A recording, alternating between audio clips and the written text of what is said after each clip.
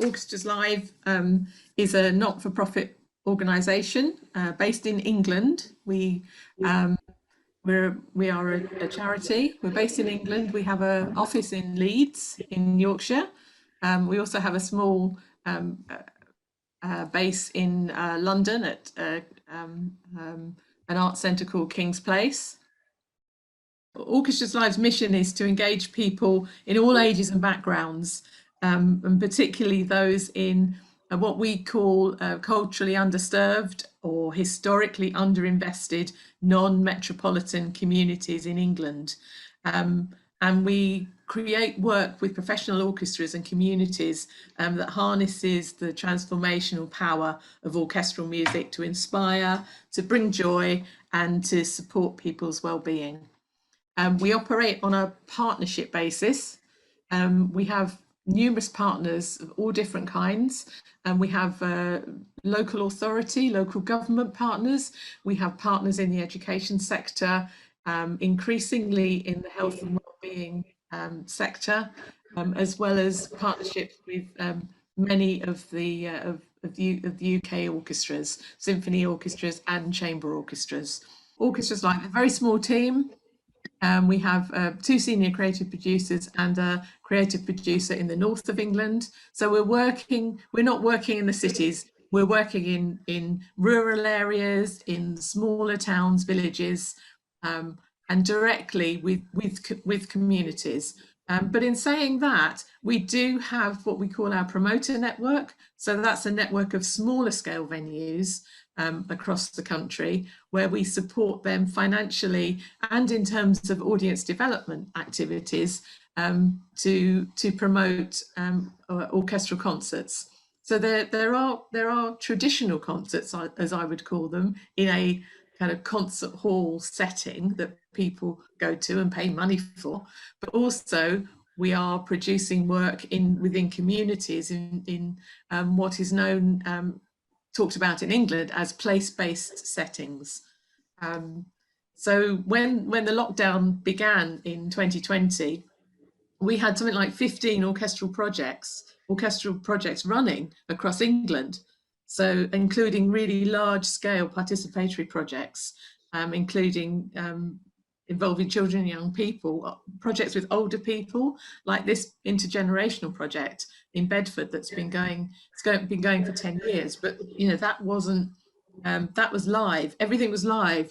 You know, the clue is in the name of our organisation, Orchestras Live, and suddenly, you know, we had to do something. We had to what we call pivot, and pivot so that we could still deliver these projects that we were going to deliver live in the areas where we were working.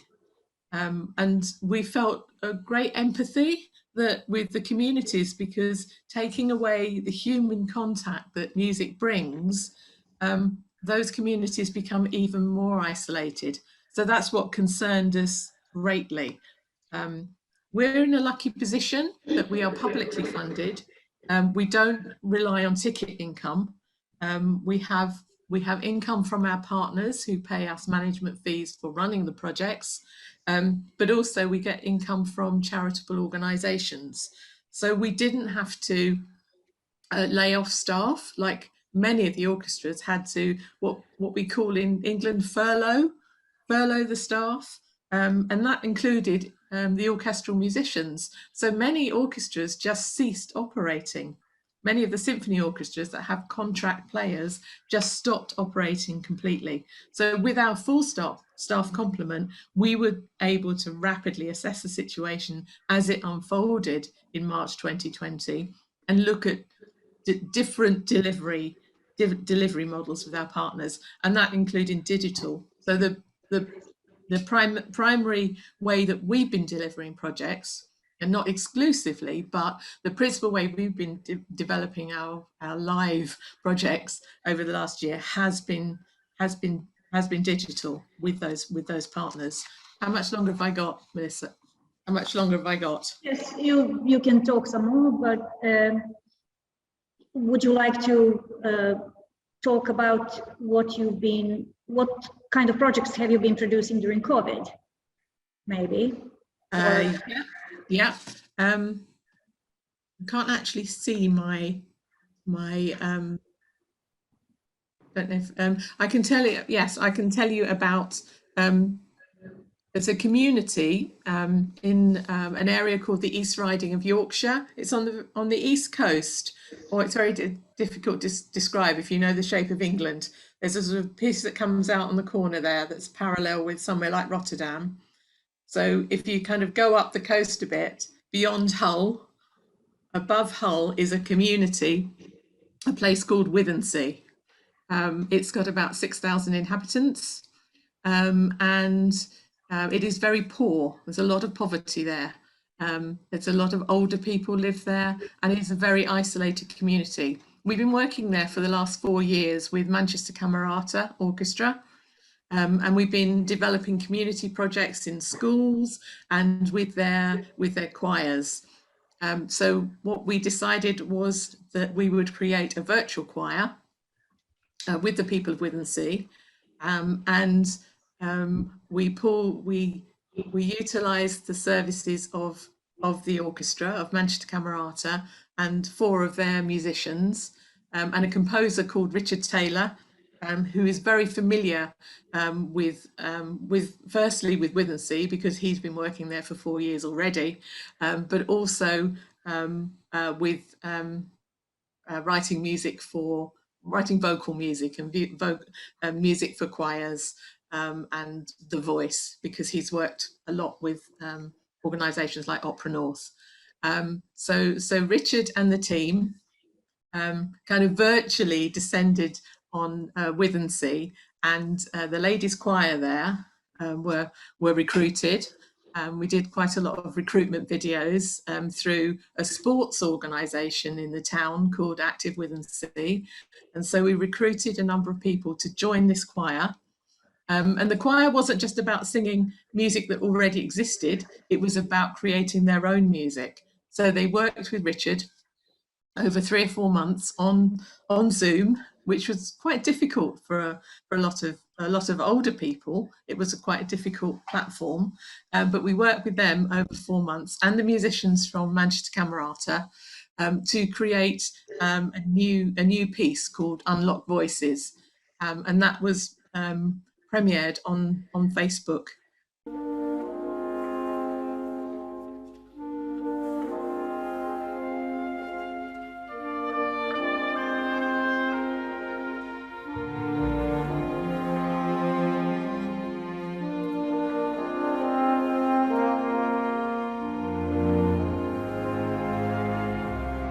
Unlock the voices, spread the sound. Tell of peace, serenity all around.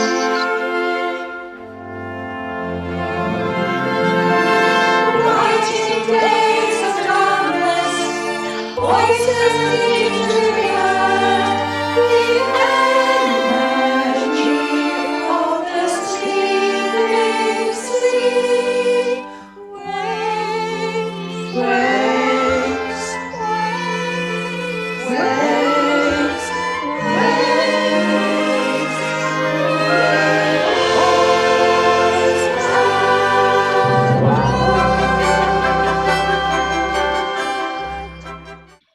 How prepared do you think orchestras were for delivering the offer in different ways, such as this one that we saw? I mean, I think some were more prepared than others. Obviously, I mean, it was just a massive shock for everybody. I think, I mean, for example, some had many back catalogues of stuff they'd already filmed. So what was the natural reaction? Oh, let's just put all these recorded concerts online. Let's stream them. Let's let people watch these films. That was like the first reaction. So obviously there was a lot of, their back catalogue. But I think soon people really tired of those old performances, and there was no way of monetizing them either. So they weren't getting any money in for showing those films. They were just showing them. So gradually, the recorded what we call made for digital kind of work came in, and those examples on one of my slides show the more creative thinking that some of, particularly the chamber orchestras, not the great big symphony orchestras. I think the problem with the symphony orchestras, they were so big that they just couldn't, they weren't very what we call fleet of foot. They couldn't move fast enough because they were just such massive organizations. Whereas the smaller chamber orchestras suddenly thought more creatively. So chamber orchestras like the Scottish Ensemble, for example, Manchester Camerata, Manchester Collective, were started to commission made for digital work that they were putting out. So they were also contractually less constrained. So they had freelance musicians. So they wanted to give work to freelance musicians, whereas many of our symphony orchestras are contract symphony orchestras. So what they did, because the government were giving us money, they furloughed. They put those musicians on furlough, so they weren't performing at all. So all they had was their back catalogue. Last year, somebody said at our conference that this wouldn't be possible. It's easier to how will the symphonic music be performed online? That is unimaginable and technically impossible, even according to some references that person collected among classical musicians and especially conductors. But then we see this, and then I know for a fact that Baltic Sea Youth Orchestra is doing these things. I saw their clips where they play symphonic music all together. They even had auditions for some new members online, so they really adjusted and adapted. It would be very nice to know from them directly how they did it, but it is possible, obviously. So I say when technical equipment evolves, then the sound and this little glitch, time glitch that, the sound travels through the digital system, it will also be perfected one day. So we will see many miracles. I think we'll be looking at something that we're calling blended delivery. Do you think that this attracted new audiences, this digital approach? I think, I don't think showing the film of a concert attracted a new audience at all. I think existing audiences were comforted by being able to watch it, I think.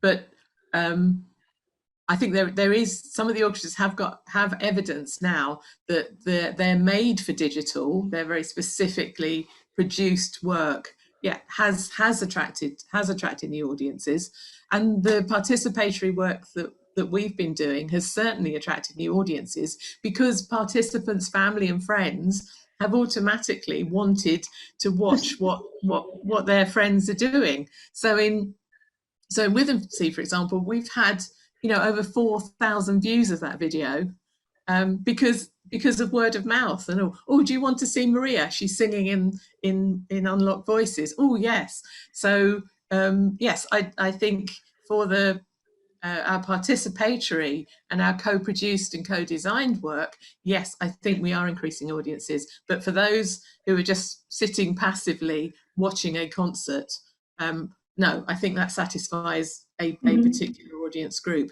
who really want to get back into the concert hall. Of course, we have these circles of audience. The first circle is always the familiar audience, that is neighbors, friends, family, right? So they were very active in watching all this. But do you think that the audience will come back to the stage, to the concert hall, or will they stay active in both portals, so to say, both standards of listening? I think they wanted the research that the audience agency in the UK and a company called Indigo. I don't know if colleagues have heard of the research that they've been doing about audiences. I mean, that the research has been longitudinal, and at the moment, it's younger people are much more confident, saying they're much more confident to return to venues.